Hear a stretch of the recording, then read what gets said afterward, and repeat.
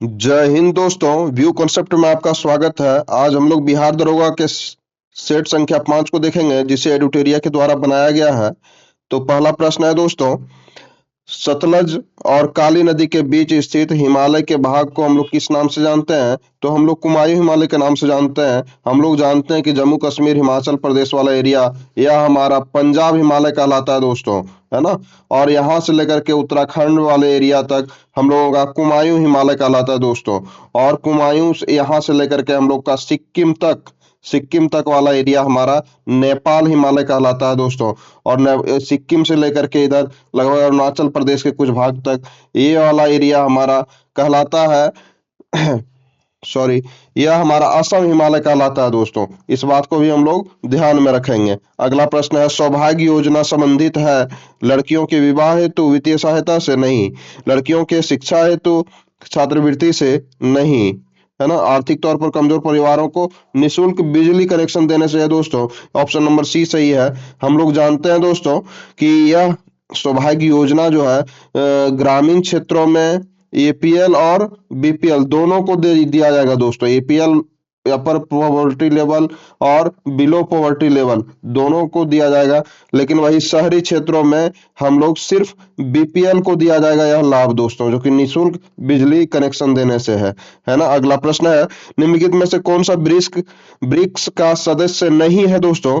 तो हम लोग जानते हैं B for Brazil, R for Russia, I for India, C for China और एस फॉर साउथ अफ्रीका, है ना। तो ब्रिक्स देश का गठन हम लोग जानेंगे दोस्तों तो 2006 में हुआ, है ना। और 2010 में आकर के हमारा साउथ अफ्रीका जुड़ा जुड़ा था इससे दोस्तों। इस बात को भी हम लोग याद रखेंगे 2010 में, है ना। तो हम लोग जानते हैं कि ब्रिक्स देश का सदस्य कौन नहीं है, तो इससे हमारा साफ पता चल रहा है कि ब्रिटेन हमारा इस ब्रिक्स का सदस्य नहीं है। ऑप्शन नंबर सी सही है। अगला प्रश्न है, जल जीवन मिशन के 100% कवरेज के लिए सरकार ने कुल व्यय वृद्धि के साथ योजना को कितने वर्षों तक बढ़ा दिया दोस्तों? तो 2028 तक बढ़ा दिया है। जल जीवन मिशन को 100% कवरेज देने के लिए सरकार ने कुल व्यय वृद्धि को 2028 तक बढ़ाया दोस्तों। और इसका उद्देश्य है दोस्तों सुदूर गांव में शुद्ध पेयजल पहुंचाना, है ना। इसकी घोषणा पर माननीय प्रधानमंत्री नरेंद्र मोदी ने 15 अगस्त को 2019 को इसकी घोषणा की थी दोस्तों। तो इस बात को भी हम लोग याद रखेंगे, है ना। अगला प्रश्न है, निम्नलिखित में से कौन सा प्रस्ताव 1931 के भारतीय राष्ट्रीय कांग्रेस के कराची अधिवेशन में पारित हुआ? तो मौलिक अधिकारों का प्रस्ताव पारित हुआ, यह भी सही है। और आर्थिक नीति का प्रस्ताव पारित हुआ, यह भी सही है। और गांधी ऋण समझौते का अनुमोदन किया गया, यह भी सही है। अतः हमारा ऑप्शन नंबर डी सही उत्तर है। अगला प्रश्न है, 34वां व्यास सम्मान 2024 किसे प्रदान किया गया दोस्तों? तो हम लोग जानते हैं कि इसे सूर्यबाला को दिया गया है दोस्तों। 34वां व्यास सम्मान 2024 यह इनकी कृति है दोस्तों। कौन देश को वासी वेनु की डायरी उपन्यास, है ना, यह इनकी कृति है। कौन देश को वासी वेनु की डायरी उपन्यास इनकी कृति है, जिसके लिए इन्हें 34वां व्यास सम्मान 2024 से सम्मानित किया गया। अगला प्रश्न है, 18वीं भारतीय वन स्थिति रिपोर्ट 2023 के अनुसार वन रिपोर्ट 2021 की तुलना में 2023 में वन और वृक्षावरण में कितने वर्ग किलोमीटर की वृद्धि दर्ज हुई दोस्तों? तो 1446 वर्ग किलोमीटर की वृद्धि दर्ज हुई है। अगला प्रश्न है, भारत ने कब तक मलबा मुक्त अंतरिक्ष मिशन का लक्ष्य रखा है दोस्तों? तो यह 2030 तक लक्ष्य रखा गया है दोस्तों कि मलबा मुक्त जो है अंतरिक्ष हो हमारा, है ना। अगला प्रश्न है, हाल ही में किस देश द्वारा विश्व में पहली बार एक व्यक्ति के मस्तिष्क को डॉक्टरों द्वारा मस्तिष्क प्रत्यारोपण ब्रेन इम्प्लांट किया गया दोस्तों? तो हम लोग जानते हैं कि यह ब्रिटेन में किया गया पहली बार, है ना। ब्रेन का इम्प्लांट किया गया है। अगला प्रश्न है, ऑस्ट्रेलिया ओपन 2025 में पुरुष सिंगल का खिताब किसने जीता है दोस्तों? तो हम लोग जानते हैं कि जैनिक सीनर ने जीता। ऑप्शन नंबर ए सही। इनका संबंध किस देश से है दोस्तों? तो इटली से इनका संबंध है। इन्होंने अलेक्जेंडर जेरेव को हराया, जो कि जर्मनी से संबंध रखते हैं, है ना। अगला प्रश्न है, ऑपरेशन कामधेनु किस राज्य की पुलिस द्वारा शुरू किया गया है? तो ऑपरेशन कामधेनु हम लोग जानते हैं कि जम्मू कश्मीर के राज्य की पुलिस द्वारा शुरू किया गया है। इसका उद्देश्य है दोस्तों मवेशी तस्करों पर अंकुश लगाना, है ना। अगला प्रश्न है, माउंट किलिमंजारो पर भारतीय राष्ट्रीय ध्वज फहराने वाले एशिया के सबसे कम उम्र के पर्वतारोही कौन बने हैं दोस्तों? तो इसके तेगवीर सिंह सबसे कम उम्र के पर्वतारोही बने हैं, जो कि माउंट किलिमंजारो पर जो है सो अपना राष्ट्रीय ध्वज फहराया है। अगला प्रश्न है, किस रोग से होने वाले मौतों को समाप्त करने के उद्देश्य से अफ्रीकी देशों के स्वास्थ्य मंत्रियों ने हाल ही में यू आउंडे घोषणा पत्र का समर्थन किया दोस्तों? तो मलेरिया से वहां बहुत ज्यादा मौत हो रहा है अफ्रीका में, इस वजह से उन्होंने आउंडे घोषणा पत्र का समर्थन किया है। अगला प्रश्न है, वर्ष 2024 में भारतीय वायुसेना का सबसे बड़ा अभ्यास गगन शक्ति जो कि कहाँ संपन्न हुआ? तो जैसलमेर राजस्थान में संपन्न हुआ दोस्तों। अगला प्रश्न है, बिहार का मुख्य सचिव किसे नियुक्त किया गया है? तो अमृत लाल मीणा जी को जो है सो नियुक्त किया गया है चीफ सेक्रेटरी ऑफ बिहार। अगला प्रश्न है, हाल ही में किस राज्य में विधानसभा ने एंटी रेप बिल 2024 पास किया है? तो पश्चिम बंगाल ने एंटी रेप बिल पास किया। ऑप्शन नंबर डी सही उत्तर है। भारत का पहला जनरेशन बीटा बेबी बॉय किस राज्य में पैदा हुआ है दोस्तों? तो हम लोग जानते हैं कि जनरेशन बीटा बेबी बॉय जो कि मिजोरम में पैदा हुआ है। जनरेशन बीटा हम लोग जानते हैं कि उसका क्रम या फिर जनरेशन का काल जो है सो दोस्तों है 2025 से 2039 तक दोस्तों, है ना। और हम लोग जानते हैं कि अल्फा का कार्यकाल है दोस्तों 2010 से लेकर के 2024 तक, 2024 तक, है ना। इस बात को भी हम लोग याद रखेंगे। ध्रुवीय उपग्रह प्रक्षेपण यान PSLV C61 रॉकेट में किस चरण में खराबी आने के बाद इसरो ने अपने पृथ्वी अवलोकन उपग्रह EOS-09 को कक्षा में स्थापित करने में विफल रहा दोस्तों? तृतीय चरण में यह घटना हुई, है ना। अगला प्रश्न है, संविधान के अनुसार नई अखिल भारतीय सेवा की शुरुआत की जा सकती है, कब की जा सकती है दोस्तों? कार्यपालिका सॉरी राज्यसभा के द्वारा किया जा सकता है दोस्तों, राज्यसभा के द्वारा इसे किया जा सकता है ना। नई अखिल भारतीय सेवा की शुरुआत राज्यसभा के द्वारा किया जा सकता है। और हम लोग जानते हैं दोस्तों अखिल भारतीय सेवा जो है सो का संबंध अनुच्छेद 312 से है दोस्तों, इस बात को भी हम लोग याद रखेंगे। अगला प्रश्न, निम्नलिखित में से कौन भारत में सरकार के संसदीय स्वरूप की विशेषता है दोस्तों? तो यह है कार्यपालिका और विधायिका के प्रति उत्तरदायित्व होना। ऑप्शन नंबर डी सही उत्तर है। अगला प्रश्न है, राष्ट्रीय आपात की उद्घोषणा के समय संसद में किस अनुच्छेद के तहत राज्य सूची के विषय पर कानून बना सकती है दोस्तों? तो अनुच्छेद 250 के तहत राज्य सूची पर कानून बनाया जा सकता है। अगला प्रश्न है, विधान परिषद के कुल सदस्यों में कितने सदस्यों का अप्रत्यक्ष रूप से चुनाव होता है दोस्तों? तो 5/6 सदस्यों का अप्रत्यक्ष रूप से चुनाव होता है, जबकि 1/6 सदस्यों का चुनाव जो है सो राज्यपाल खुद मनोनीत करते हैं दोस्तों। राज्यपाल मनोनीत करते हैं, मनोनीत करते हैं, है ना। इस बात को भी हम लोग याद रखेंगे दोस्तों, है ना। अगला प्रश्न है, केंद्रीय और प्रांतीय विधान परिषदों में सदस्यों को अनुपूरक प्रश्न पूछने का अधिकार किस अधिनियम के माध्यम से मिला? तो हम लोग जानते हैं कि भारत परिषद अधिनियम 1909 के तहत इसे मिला जो है सो प्रश्न पूछने का अनुपूरक प्रश्न पूछने का अधिकार, है ना। प्राण एवं दैहिक स्वतंत्रता के अधिकार का वर्णन संविधान के किस अनुच्छेद में किया गया है? तो हम लोग जानते हैं कि अनुच्छेद 21 में इसका वर्णन किया गया है। बिहार में लोकसभा के लिए आवंटित सीटों में कितना अनुसूचित जाति यानी कि SC को दिया जाने वाला आरक्षित सीट है दोस्तों? तो हम लोग 6 सीट SC के लिए आरक्षित है, जबकि ST के लिए 1 सीट आरक्षित है दोस्तों। अगला प्रश्न है, निम्नलिखित में से किसने या फिर किन्होंने राष्ट्रपति नियुक्त होने से पहले उपराष्ट्रपति के पद पर कार्य नहीं किया, है ना। तो नीलम संजीव रेड्डी एक ऐसे व्यक्ति थे जो कि राष्ट्रपति नियुक्त होने से पहले, राष्ट्रपति नियुक्त होने से पूर्व उपराष्ट्रपति के पद पर कार्य नहीं किया है इन्होंने दोस्तों। लोकसभा के अध्यक्ष को पद से हटाया जा सकता है कब दोस्तों? तो हम लोग जानते हैं कि सभी सदस्यों के बहुमत पारित होने के बाद ही हम लोग इसको हटा सकते हैं, अतः हमारा ऑप्शन नंबर डी सही उत्तर है। लोकसभा के सभी सदस्यों के बहुमत से पारित प्रस्ताव के द्वारा हम लोग हटा सकते हैं लोकसभा अध्यक्ष को। अगला प्रश्न है, अविश्वास प्रस्ताव के संदर्भ में निम्नलिखित में से कौन सही है दोस्तों? तो लोकसभा को इसे स्वीकार करने का कारण बताना आवश्यक है या नहीं? इसका सही उत्तर यही है, लोकसभा में इसे स्वीकार करने का कारण बताना आवश्यक नहीं है दोस्तों। यह तो हमारा ऑप्शन नंबर डी सही उत्तर है।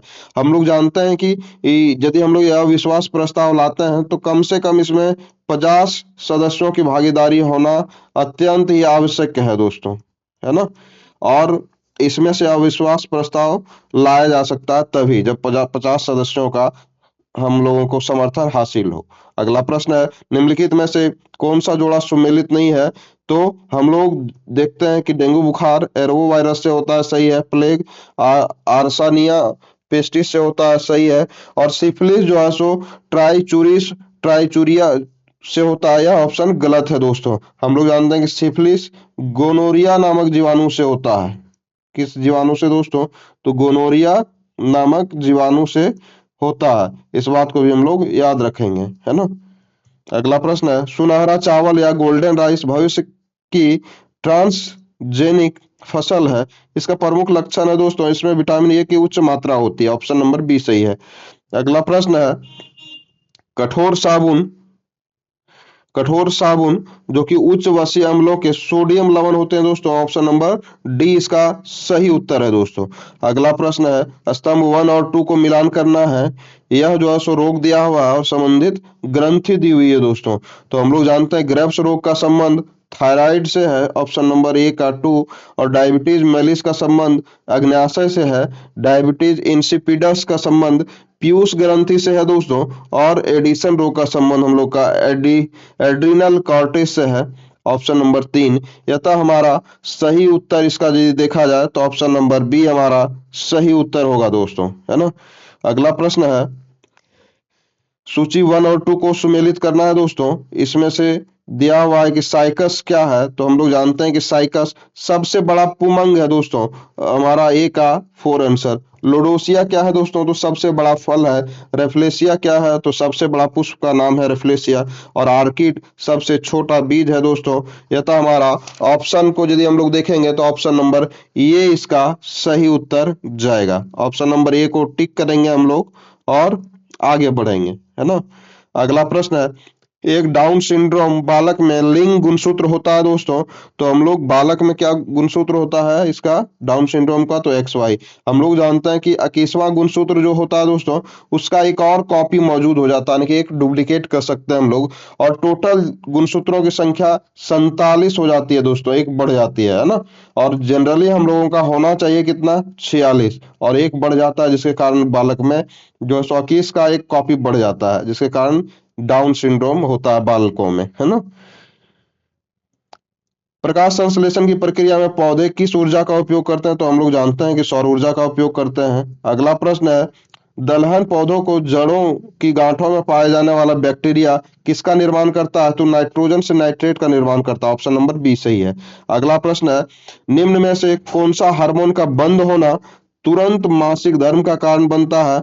तो प्रोजेस्टेरोन जो कि महिलाओं में पाया जाता है, तुरंत बंद होना मासिक धर्म का कारण बनता है दोस्तों। अगला प्रश्न है, मानवों में निम्नलिखित में से कौन सा रोग एक वायु के द्वारा फैल सकता है? तो अस्थमा टीबी जिसको बोलते हैं हम लोग, वह जो है सो वायु के द्वारा फैल सकता है, जल के द्वारा फैल सकता है दोस्तों, छींक के द्वारा और खांसी के द्वारा भी फैल सकता है। और हम लोग जानते हैं कि अस्थमा जो टीबी होता है वह ट्यूबरक्लोसिस नामक जीवाणु के द्वारा होता है। इस बात को भी हम लोग याद रखेंगे, है ना। अगला प्रश्न है, साबुन किसका सोडियम और पोटेशियम लवण है दोस्तों? तो हम लोग जानते हैं कि साबुन सी सिटियरिक अम्ल और ओलिक अम्ल पॉमिटिक अम्ल ये सभी का सोडियम और पोटेशियम लवण है दोस्तों। यह तो हमारा ऑप्शन नंबर डी सही उत्तर है। अगला प्रश्न है, निम्नलिखित में से कौन सा एक युग्म सुमेलित नहीं है दोस्तों? तो हम लोग जानते हैं कि पोटेशियम नाइट्रेट का संबंध माचिस से नहीं है, यह सुमेलित नहीं है। माचिस में लाल फास्फोरस पाया जाता है दोस्तों, लाल फास्फोरस। इस बात को हम लोग याद रखेंगे, है ना। अगला प्रश्न है, प्याज के छिलके उतारने पर आंसू आते हैं क्योंकि प्याज निष्कासित करते हैं सल्फेनिक अम्ल। ऑप्शन नंबर बी इसका सही उत्तर है। अगला प्रश्न है, निम्नलिखित में से किसे नोबेल तेल भी कहा जाता है दोस्तों? तो ट्राई नाइट्रोग्लिसरीन को नोबेल तेल का नाम से जाना जाता है और इसका उपयोग हम लोग डायनामाइट में भी करते हैं दोस्तों। निम्न में से अगला प्रश्न है, निम्न में से कौन सा प्राकृतिक कोलाइड है दोस्तों?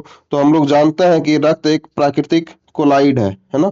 अगला प्रश्न है, मुक्त रूप से गति करने वाले वस्तु का उदाहरण है क्या? समरूपीय त्वरित गति। ऑप्शन नंबर ए सही उत्तर है।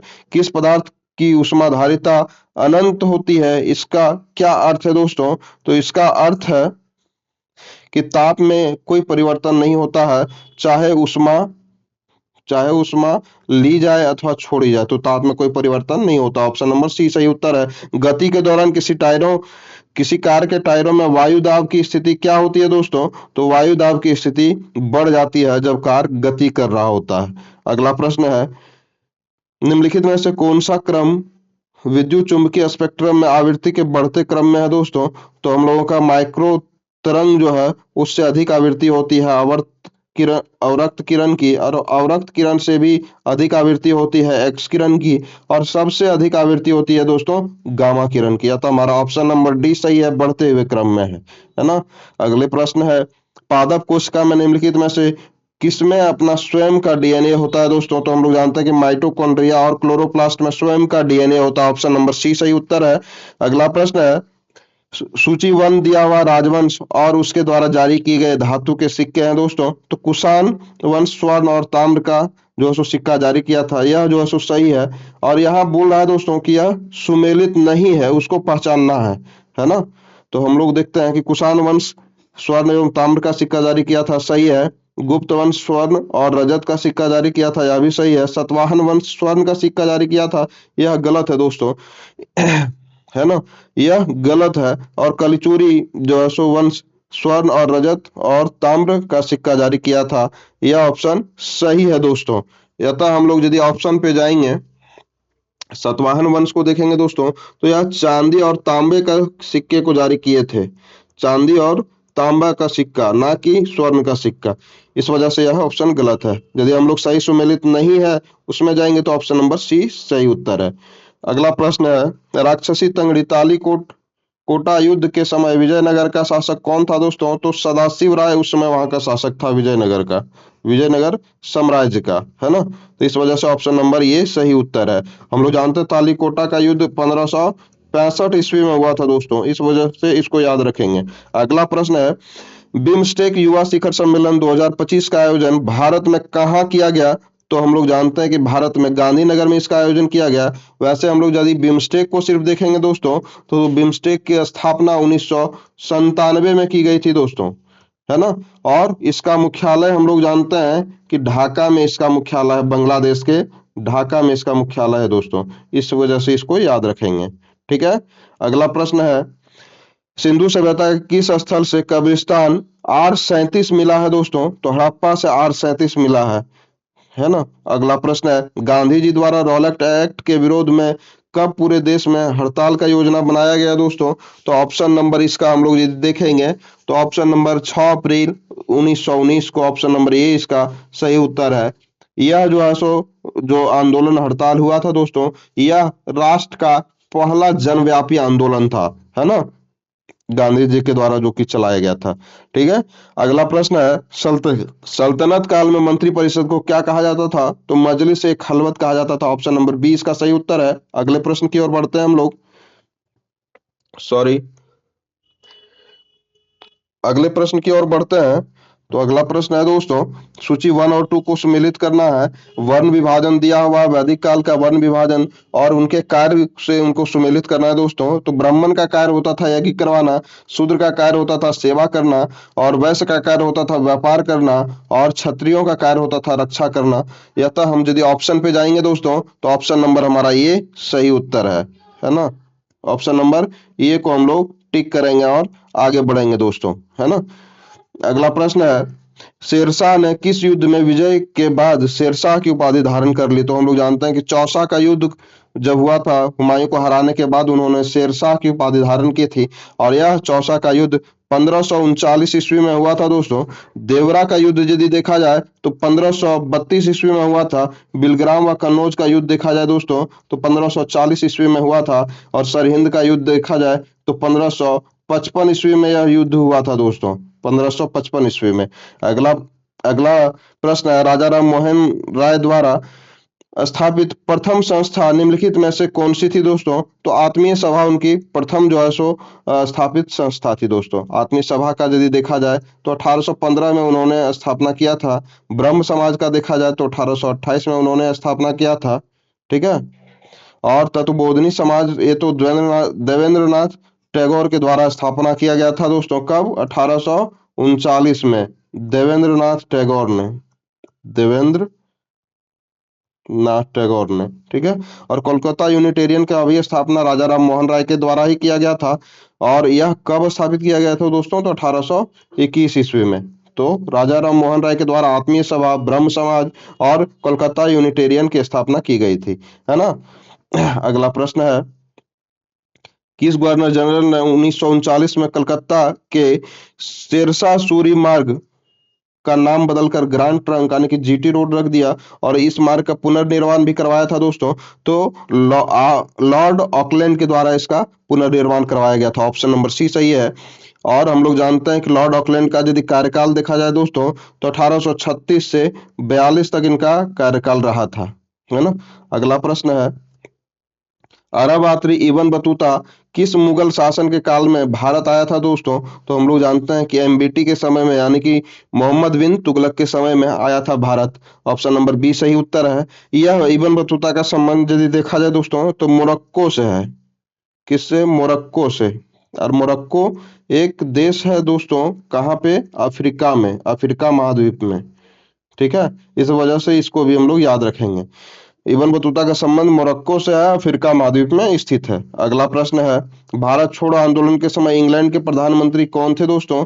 तो भारत छोड़ो आंदोलन कब हुआ था? 9 अगस्त 1942 को हुआ था दोस्तों। उस समय 1942 के समय में हुआ था। ठीक है। और उस समय वहां के प्रधानमंत्री थे इंग्लैंड के Winston Churchill. Option number D सही उत्तर। भारत में प्रथम अंग्रेजी समाचार पत्र प्रारंभ किया तो इनमें से कोई नहीं है दोस्तों। जेम्स अगस्टस हिक्की ने 1780 ईस्वी में बंगाल गजट नामक अंग्रेजी समाचार पत्र प्रारंभ किया था दोस्तों। और कहाँ से किया था दोस्तों? तो कोलकाता से किया था। इस बात को भी हम लोग याद रखेंगे, है ना। अगला प्रश्न है, निम्नलिखित में से कौन सा राष्ट्र द्वितीय विश्व युद्ध में मित्र राष्ट्रों की समूह में सदस्य था दोस्तों? तो यूएसए इसका सदस्य था, है ना। हम लोग जानते हैं कि द्वितीय विश्व युद्ध 1939 से लेकर के 45 तक चला था। इस बात को भी हम लोग याद रखेंगे। पारिस्थितिकी तंत्र के संघटक होते हैं जैव और अजैव से ही मिलकर के हमारा पारिस्थितिकी तंत्र बनता है दोस्तों। या तो हमारा ऑप्शन नंबर बी सही उत्तर है। अगला प्रश्न है, आवृत्ति के आधार पर आवृत्ति के आधार पर भारत में मुख्यतः भूकंप संभावित क्षेत्र स्थित है दोस्तों। किसके बीच में? हिमाचल और कच्छ के बीच में स्थित है भूकंप संभावित क्षेत्र। ऑप्शन नंबर बी सही उत्तर है।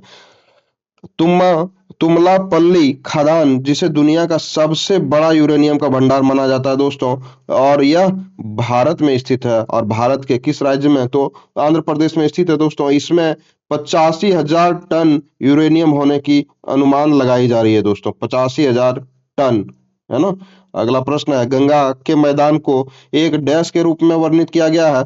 तो जियो सिंक्लाइन के रूप में वर्णित किया गया। ऑप्शन नंबर सी सही उत्तर है। अगला प्रश्न है, निम्नलिखित में से कौन सा जल संधि अमेरिका और रूस को अलग करती है? तो हम लोग जानते हैं कि बेरिंग जल संधि जो है सो अमेरिका और रूस को अलग करती है दोस्तों, है ना। तो हम लोग इस बात को याद रखेंगे। अगला प्रश्न है, वर्षा जल संचयन के लिए फायदेमंद है? किसके लिए दोस्तों? तो हम लोग ऑप्शन की ओर यदि ध्यान देंगे तो भूमिगत जल स्तर में इससे सुधार होता है।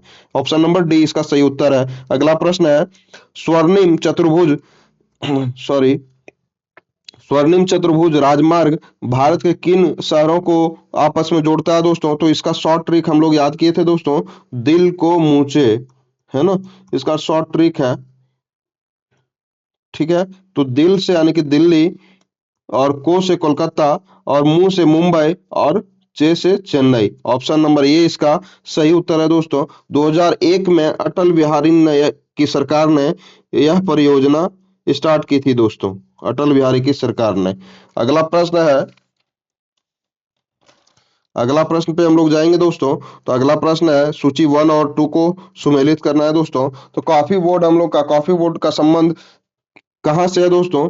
वह कहाँ स्थित है? तो कॉफी बोर्ड बेंगलोर में कर्नाटक में स्थित है दोस्तों। रबड़ बोर्ड हमारा कोटायाम में स्थित है, और कोटायाम हमारा कहाँ स्थित है दोस्तों? तो केरल में स्थित है।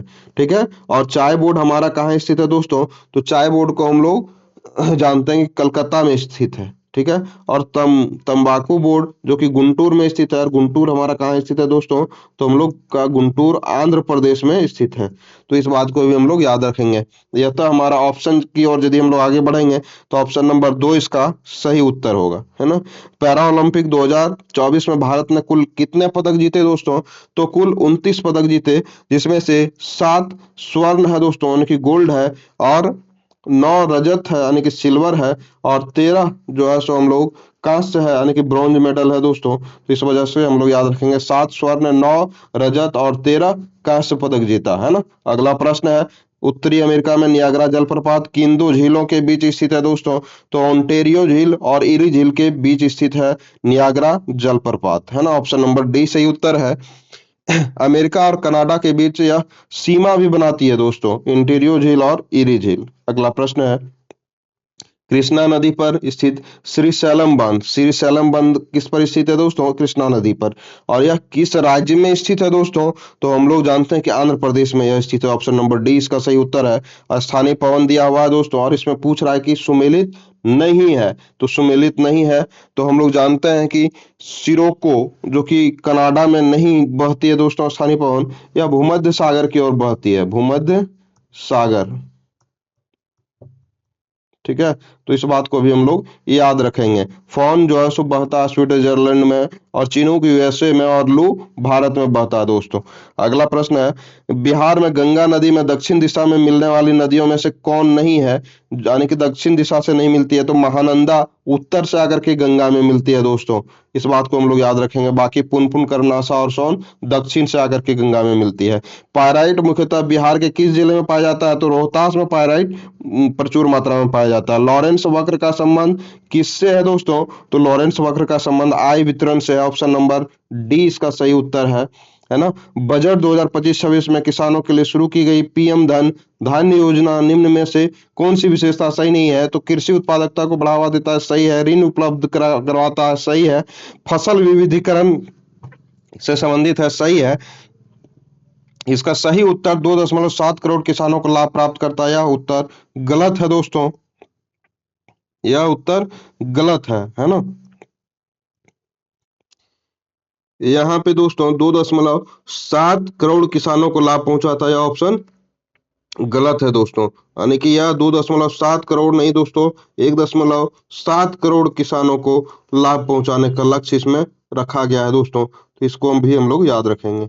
अगला प्रश्न है, गरीबी दुष्चक्र के सिद्धांत का प्रतिपादन किसने किया था? तो हम लोग जानते हैं प्रोफेसर रेगनर नर्क्स के द्वारा इसका प्रतिपादन किया गया था, गरीबी दुष्चक्र के सिद्धांत का। ऑप्शन नंबर बी सही उत्तर है। ऐसी मुद्रा जिसका विनिमय दर सरकार के द्वारा प्रभावित होती है क्या कहलाती है? तो प्रबंधित मुद्रा कहलाती है। ऑप्शन नंबर डी इसका सही उत्तर है। अगला प्रश्न है, भारत में उपभोक्ता संरक्षण अधिनियम कब आया? तो 1986 में आया था दोस्तों। अगला है, निम्नलिखित युग्मों को सुमेलित नहीं है दोस्तों। तो हम लोग जानते हैं गोस्वामी समिति का संबंध औद्योगिक रुग्णता से है, सही ऑप्शन है। जानकी रमन का संबंध शेयर घोटाले की जांच पड़ताल से सही है। मल्होत्रा समिति का संबंध बीमा सुधार से है, सही है। और तारापुर समिति का संबंध बैंक ग्राहकों से नहीं है दोस्तों, यही ऑप्शन हमारा गलत है। तथा हमारा सुमेलित नहीं बोला है, तो सही उत्तर हमारा डी होगा। इसमें हम लोग जानते हैं तारापुर समिति का संबंध दोस्तों पूंजीगत खाते में रुपये का प्रतिनिय परिवर्तनीयता जो होता है उस पर गठित हुआ था यह तारापुर समिति, है ना। यानी कि पूंजीगत खाते से इसका संबंध है दोस्तों। इस वजह से इसको भी हम लोग याद रखेंगे। ठीक है। अगला प्रश्न है, फणीश्वर नाथ रेणु का जन्म कहाँ हुआ था? तो फणीश्वर नाथ रेणु का जन्म अररिया में हुआ था दोस्तों, फॉरबिसगंज के समीप हुआ था, है ना। फिनलैंड की संसद का नाम क्या है? तो एडू संकुटा इसका ऑप्शन नंबर सी सही है। फिनलैंड के संसद का नाम है। ग्रीन पार्क कानपुर जो है सो किस खेल से संबंधित है दोस्तों? तो यह क्रिकेट के खेल से संबंधित है। ऑप्शन नंबर बी इसका सही उत्तर है ना। राष्ट्रीय बालिका दिवस कब मनाया जाता है? 24 जनवरी को राष्ट्रीय बालिका दिवस मनाया जाता है। होंडुरास किसकी राजधानी है दोस्तों? तो हम लोग जानते हैं कि होंडुरास तेगुसिगाल्पा की राजधानी ऑप्शन नंबर सी सही है। निकोसिया किसकी राजधानी है दोस्तों? तो हम लोग जानते हैं कि साइप्रस की राजधानी निकोसिया है। और नहोम पने किसकी राजधानी है दोस्तों? तो कंबोडिया की राजधानी है नहोम पने, है ना। इसको भी हम लोग याद रखेंगे। मानागुआ किसकी राजधानी है दोस्तों? तो हम लोग जानते हैं कि निकारागुआ का जो है सो राजधानी मानागुआ है। ऑप्शन नंबर इसका सही उत्तर सी था। एंकर शब्दावली का संबंध किस खेल से है दोस्तों? तो हम लोग रिले रेस से इसका शब्दावली का उपयोग होता है दोस्तों, एंकर शब्द का, है ना। अगला प्रश्न है, अंतरराष्ट्रीय न्यायालय आईसीजे का मुख्यालय कहाँ स्थित है दोस्तों? तो द हेग में स्थित है। ऑप्शन नंबर ए इसका सही उत्तर है। और द हेग हमारा कहाँ है दोस्तों?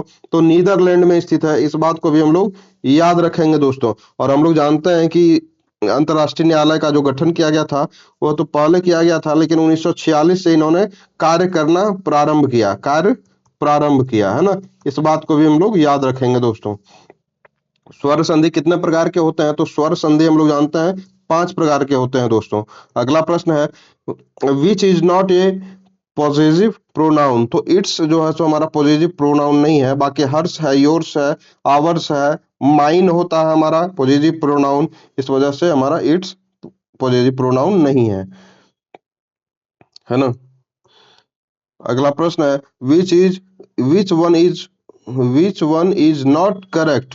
तो फोटोज ऐसे नहीं होता दोस्तों। हम लोग यदि फोटो को लिखते हैं तो PHOTOS होता है, ई नहीं लगेगा इसमें, है ना। अतः हमारा ऑप्शन नंबर इसका डी सही उत्तर है। द्विज किसका पर्यायवाची शब्द है दोस्तों? तो हम लोग जानते हैं द्विज ब्राह्मण का पर्यायवाची शब्द है। इस बात को हम लोग याद रखेंगे। ऑप्शन नंबर सी इसका सही उत्तर है। अगला प्रश्न है, निम्नलिखित में से कौन सा संत भक्ति एवं निर्गुण व सगुण के रूप में आस्था रखते थे दोस्तों? तो ऑप्शन नंबर ए सही है उत्तर है। और रामानंद के शिष्य ही थे कबीर, है ना। तो इस वजह से हम लोग उस चीजों को भी हम लोग याद रखते हुए चलेंगे। विलुप्त संख्याएं ज्ञात करना है। और आगे का प्रश्न हमारा गणित से संबंधित था दोस्तों। और आपका हमारे चैनल से जुड़ने के लिए, हमारा वीडियो देखने के लिए आपका धन्यवाद। और आपका दिन शुभ हो और आप हर रोज सफलता की एक नई सीढ़ी की ओर आगे बढ़ें और सफलता आपकी कदम चूमे। इसके साथ ही मैं अपनी वीडियो को समाप्त करता हूं। धन्यवाद।